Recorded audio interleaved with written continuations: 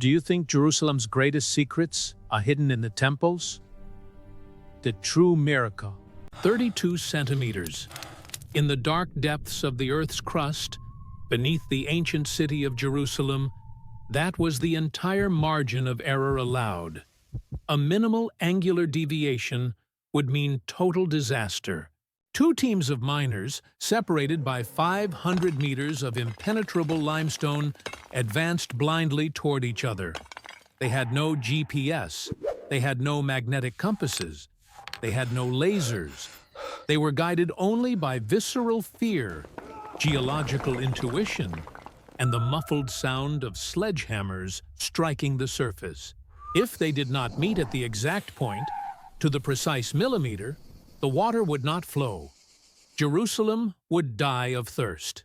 The holy city would be razed to the last brick. King David's lineage would be extinguished. The history of Western civilization would be rewritten by the most brutal empire Earth had ever known. We are not talking about ethereal miracles.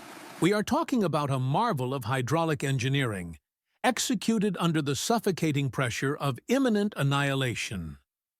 Welcome to the tunnel that saved monotheism. To understand the true magnitude of Hezekiah's tunnel, we must first strip the biblical narrative of its aura of simplicity. We must face it with the cold rigor of a forensic expert and a military engineer. We are in the year 701 BC. The kingdom of Judah was not just at war. It was facing an extermination machine. Assyria, under the command of King Sennacherib, was not just an ordinary military power. It was history's first industrialized superpower, an entity designed to produce psychological terror on a global scale.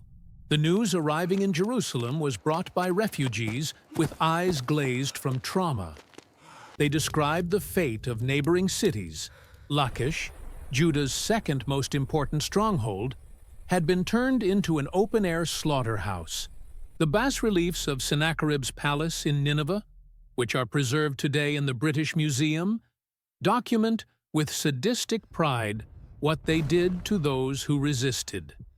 The images carved in stone show prisoners being flayed alive with curved bronze knives.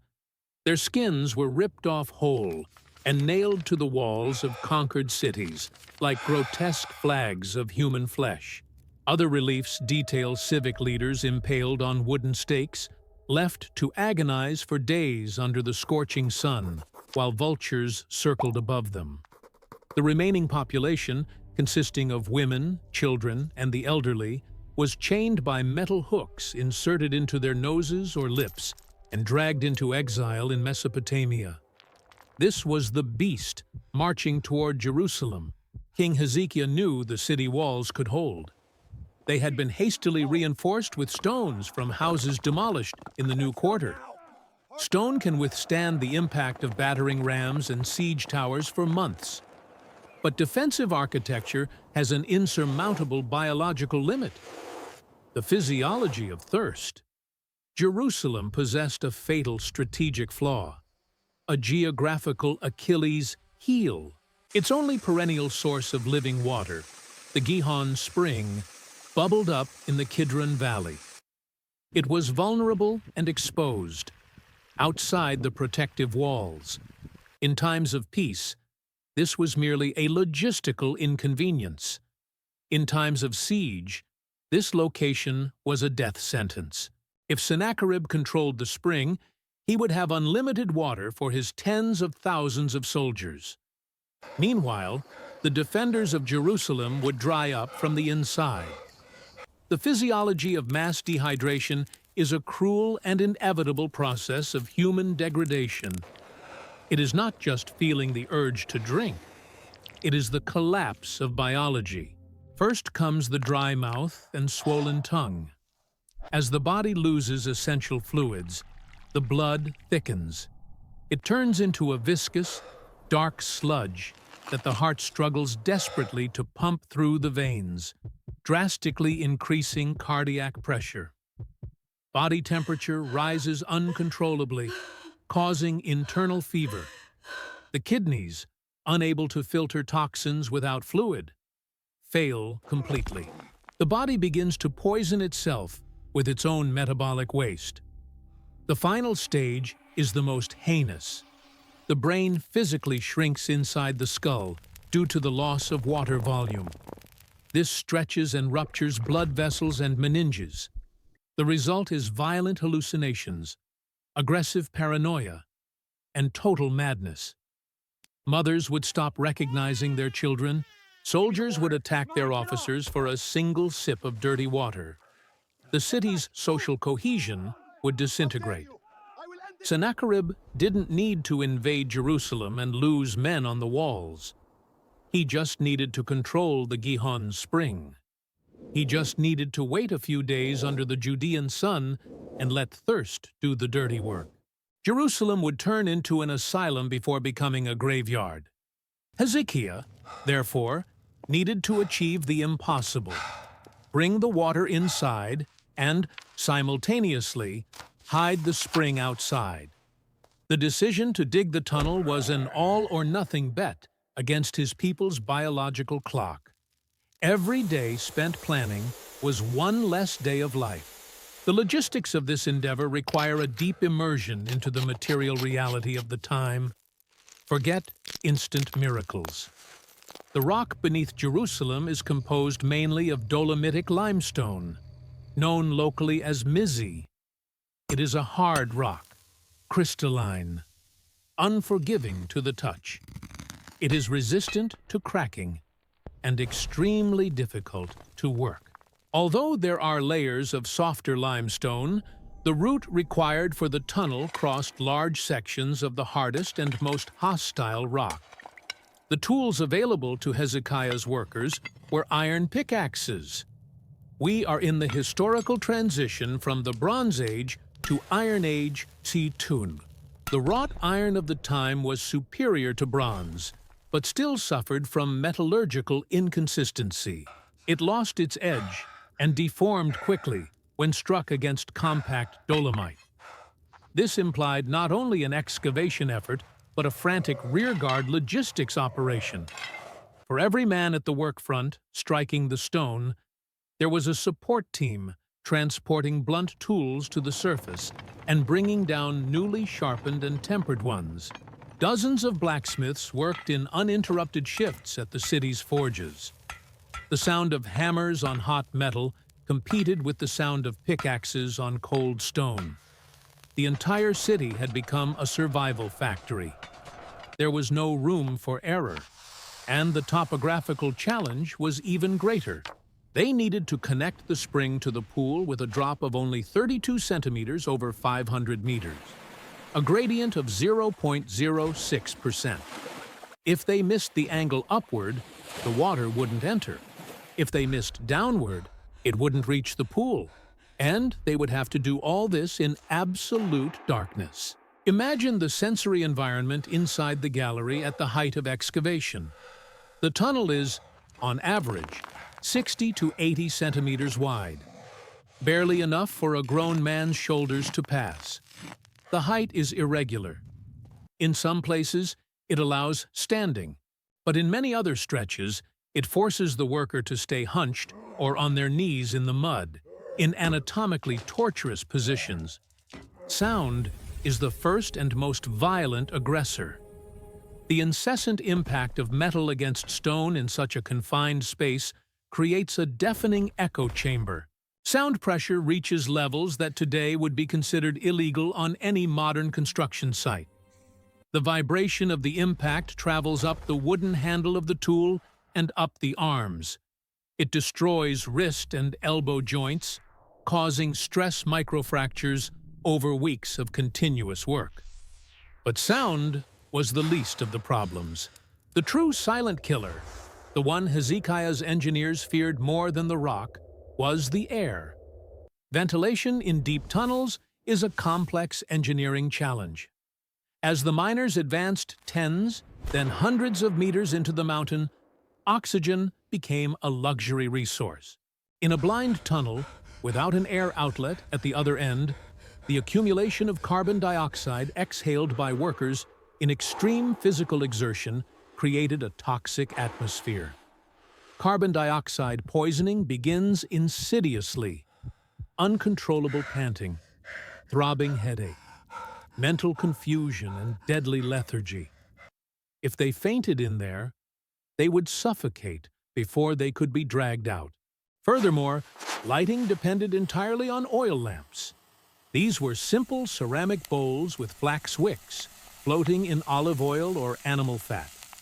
These hundreds of tiny flames not only consumed the precious oxygen the men desperately needed to breathe, they also spewed black soot and greasy smoke into the stagnant air. The tunnel was essentially a clogged horizontal chimney. Add to this the fine silica dust generated by breaking the limestone. It entered lungs and eyes, creating an abrasive paste on the mucous membranes. Chronic coughing, inflamed eyes, and heat exhaustion were the natural state of these unsung heroes. They worked in continuous shifts, day and night, because the Assyrian army did not stop to rest. The excavation technique adopted by Hezekiah's teams is a case study in adaptive genius. Unlike contemporary tunnels that seek a straight line for geometric efficiency, Hezekiah's tunnel meanders. It makes inexplicable S-shaped curves. This extends its total length unnecessarily by almost 200 meters. Why waste time and oxygen digging more than necessary when the enemy army is marching toward you? Modern geological analysis suggests something much more sophisticated than human error. They were reading the mountain. The teams were not imposing an abstract path onto the rock. They were chasing natural karst fissures. The limestone of the Jerusalem region is permeable. It is full of small veins and channels through which rainwater has infiltrated over millennia. Hezekiah's miners followed these wet clues. Where the rocks sweated, or where the stone's hardness decreased slightly due to an ancient tectonic fault, there they concentrated their efforts. The master builder didn't look at a fixed architectural plan drawn on papyrus. He read the rock with his fingertips. He felt the temperature and humidity, using the mountain's own structure as a guide. It was tactile and intuitive navigation. They leveraged nature's weaknesses to overcome it. However, this reliance on the natural structure of the rock leads us back to the crucial problem of orientation.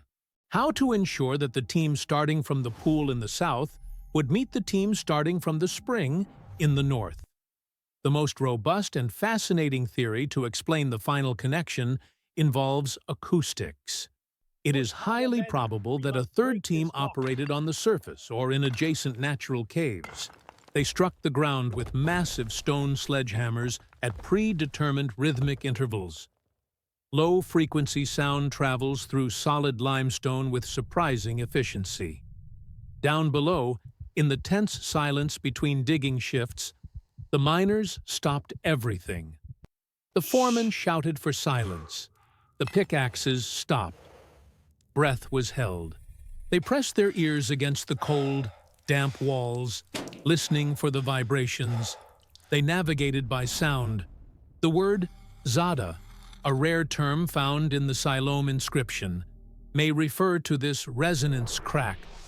They dug toward the sound, correcting their course degree by degree, guided by distant beats that promised salvation.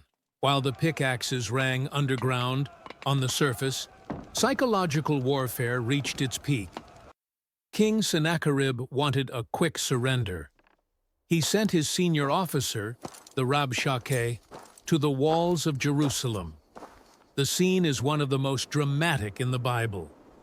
The officer did not go up to negotiate peace terms. He went up to break the people's spirit. He positioned himself near the aqueduct and shouted. But he did not shout in Aramaic, the international diplomatic language. He broke protocol and shouted in Judean, the language of the streets. He wanted every soldier on the wall and every terrified mother to hear his threats directly.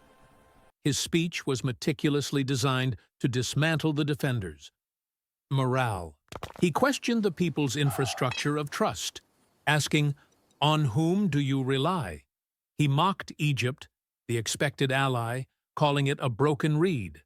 But the cruelest blow was theological.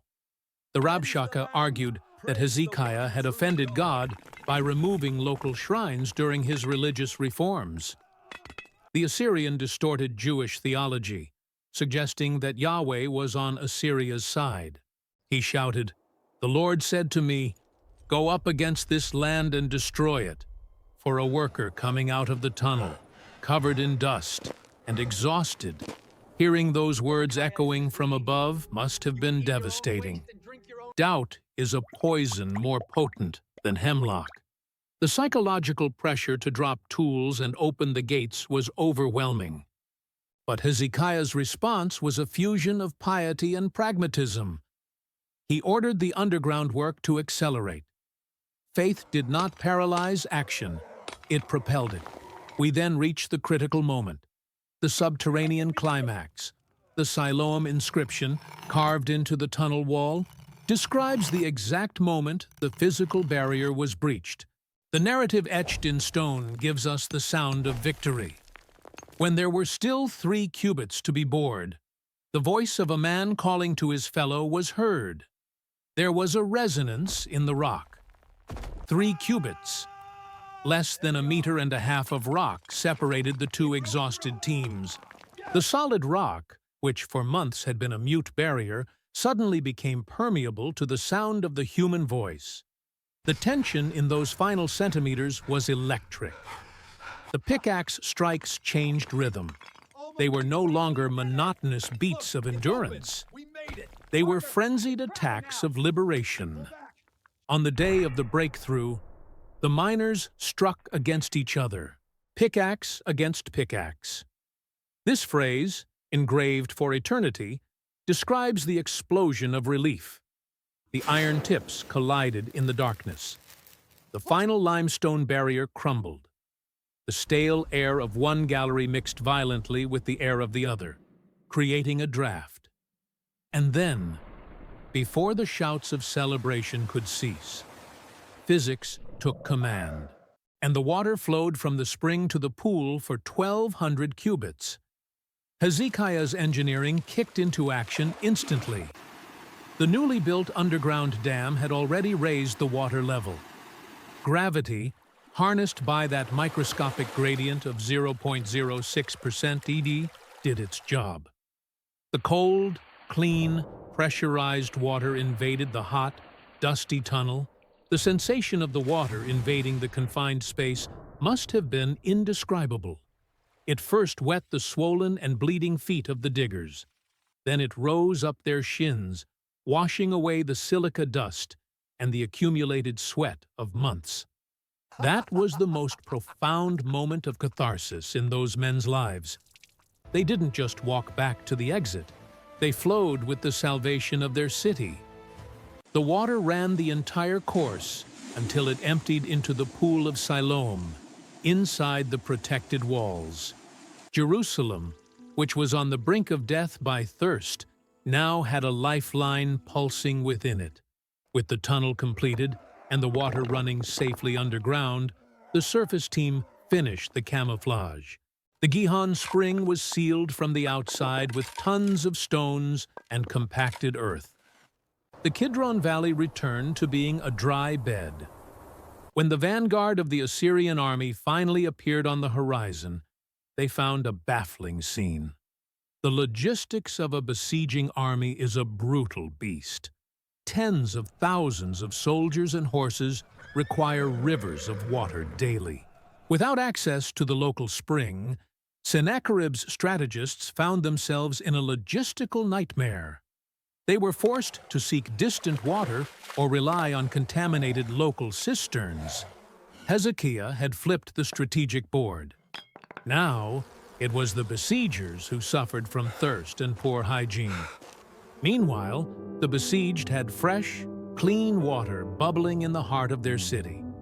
The confluence of extreme human engineering and divine intervention in this episode is one of the high points of history. The sacred account does not hide Hezekiah's effort. It exalts it. The king did not wait passively for God to rain down manna. He used the intelligence and physical sacrifice of his people to create the conditions for survival. And it was upon this foundation that the supernatural manifested itself.